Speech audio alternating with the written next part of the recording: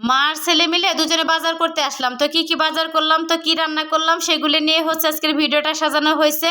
তো ফুল ভিডিওটা আশা করি সবাই দেখবেন। আসসালামু আলাইকুম, সবাই কেমন আছেন?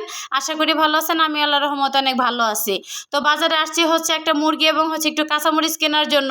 তো ছেলেকে আর কি বললাম চলো একটু মাছের বাজার থেকে হচ্ছে ঘুরে আসি। তো এসে আর কি দেখলাম যে আমার পছন্দের হচ্ছে ছোট বাটা মাছ পাইলাম। তো ভাবলাম হচ্ছে মাছগুলি আর কি কিনে নেই।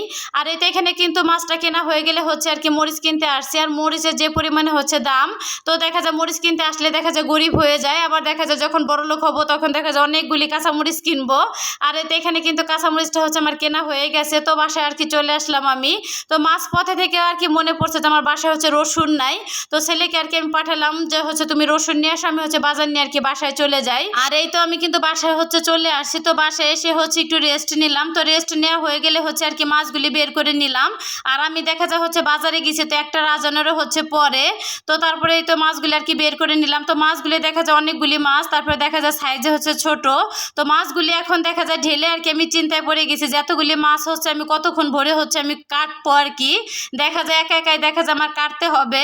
আর এই তো মাছগুলি দেখা যায় ওই দিন আমি হচ্ছে কিছুদিন আগে বাজারে গেছিলাম আমার হাজব্যান্ডের সাথে। তখন দেখা যায় এই মাছগুলি আমি খুঁজছি। তো দেখা যায় ওই দিন হচ্ছে আমি মাছগুলি পাই নাই। আর দেখা যায় সব ধরনের মাছ সবসময় সচরাচর পাওয়া যায় না। আর এই তো মাছগুলি সুন্দর করে হচ্ছে আমি কেটে ধুয়ে পরিষ্কার করে নিয়েছি, তারপর হচ্ছে ফ্রিজারকে রেখে দিছি। তো মাছগুলি দেখা যায় আজকে রান্না করব না, শুধু মুরগিটাই রান্না করব, যেহেতু হচ্ছে সকালে আর কি ডাউল আছে।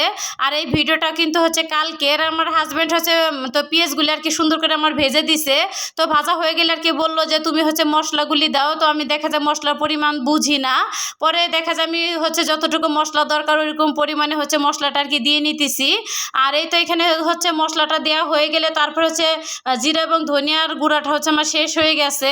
পরে হচ্ছে ভেজে আবার সুন্দর করে হচ্ছে বেটে আর কি দিলাম। আর হচ্ছে বাটা মশলা দিয়ে হচ্ছে যে কোনো রান্না করলেই কিন্তু খেতে খুবই ভালো লাগে। আর দেখা যায় রান্নাটা করতে করতে আমার প্রায় হচ্ছে 11টা সাড়ে 11টার মতন হচ্ছে বেজে গেছে।